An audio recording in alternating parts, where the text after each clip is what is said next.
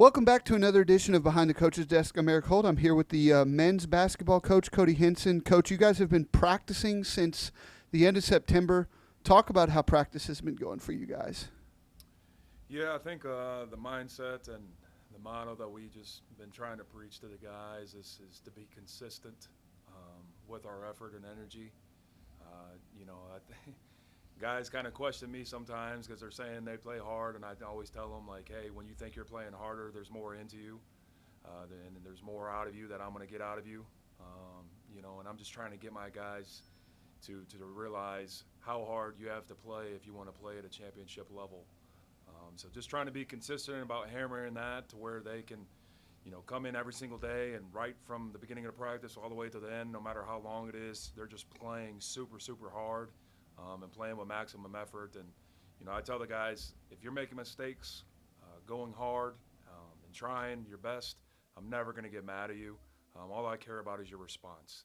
And, that's a byproduct of today's society where people just kind of give in to adversity and things that go on in their life. But I just trying to teach them not only from a basketball standpoint, but from a life standpoint that, when life hits you hard and things don't go your way, like, how are you going to respond to it? You're going to put your bootstraps on and pull your boots up and your hard hat on and go to work, or are you just going to give in and let your opponent defeat you? So that's just kind of the big message that we've been trying to hammer each day.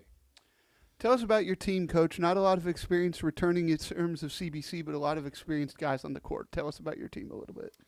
Yeah, obviously I got the job super late. There wasn't a ton of guys on the roster, and so, I had to hit the ground running and try to bring in guys that had some experience, especially with college basketball the way it is today, while guys are older and guys that have played a lot of minutes on most teams. And it's hard, unfortunately, for freshmen to come in and play right away. But in our program, we want guys that have had quality minutes, had some experience, whether it's JUCO or at the NCAA level or even NAI, and they can find a home here.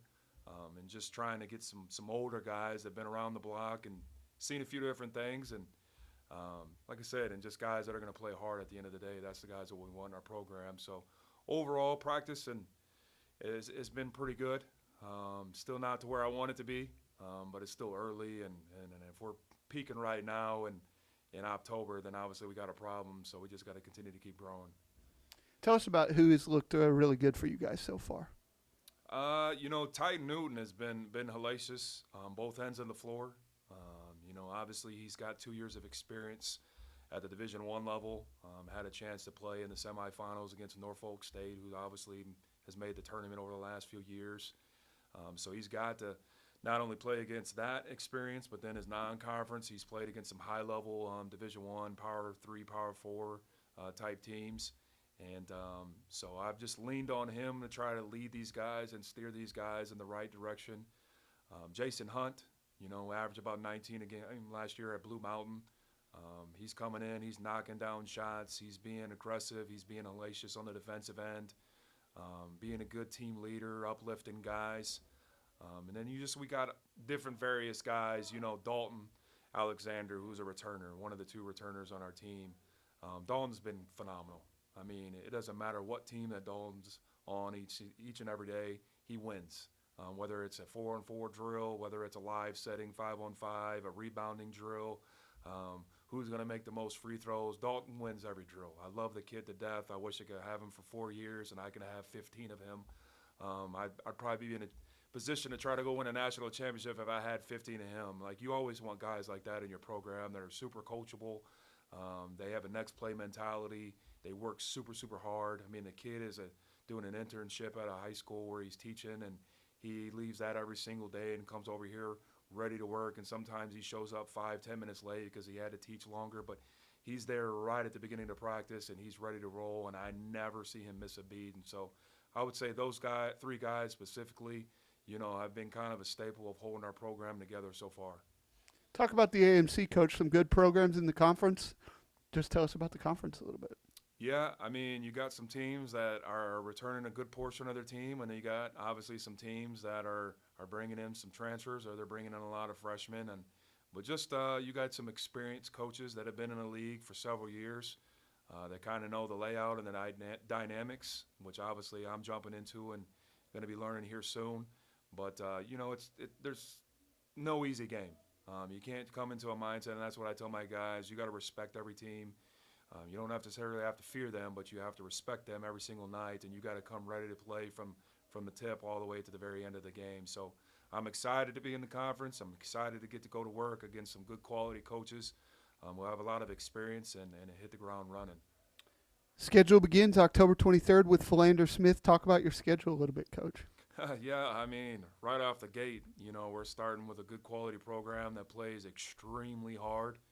So I think it's a good wake-up call right off the bat to jump out of the gate and play somebody that's really going to, be in your face aggressively, and they're going to play 40 minutes of crazy defense, and whether it's pressing or half court, and offensively they're going to be rebounding the heck out of the ball. They got a guy that's coming back that's averaging plus 12 rebounds a game at 5 offensive rebounds a game. So, I mean, you got anybody on your team that's averaging 5 offensive rebounds a game, I mean, that's going to be a long night. So we got to limit him. And then moving forward, I mean, then we literally turn around in less than 24 hours. We head over to Tulsa and play Oral Roberts. It's picked the top of their conference, so it's another good opportunity on the road, going to be in a hostile environment. And then we just continue to keep rolling right there and going and playing against some teams that are probably going to be top 25 in the preseason or will be there at the end of the season, no doubt. And I think it's good preparation for if we want to go compete and have a chance to win a conference title, a conference championship, and put ourselves in a position to go play in the national tournament. It's going to start with our non-conference from game one, building each game and learning from that and continue to keep moving forward. Then once we hit the conference, we're rolling and eventually peaking in March. What kind of basketball are we going to see this year, Coach? Well, I mean, hopefully you've kind of heard from an effort and energy standpoint. I want my guys to play super hard. We don't take plays off. I just got done telling my guys at the end of practice, how do you want your program to be defined here at CBC?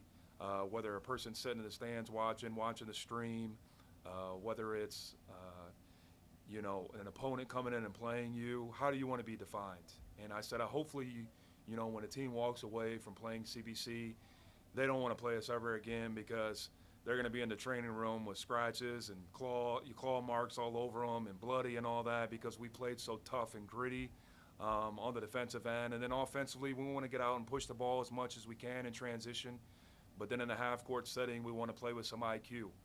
But play with pace is going to be important for us on both ends of the floor. We want to pressure guys on the defensive end and disrupt them. And then on the offensive side, we want to play with a lot of pace, but we want to play with a lot of IQ as well and be patient and take good quality shots. Coach, thank you very much. We appreciate it.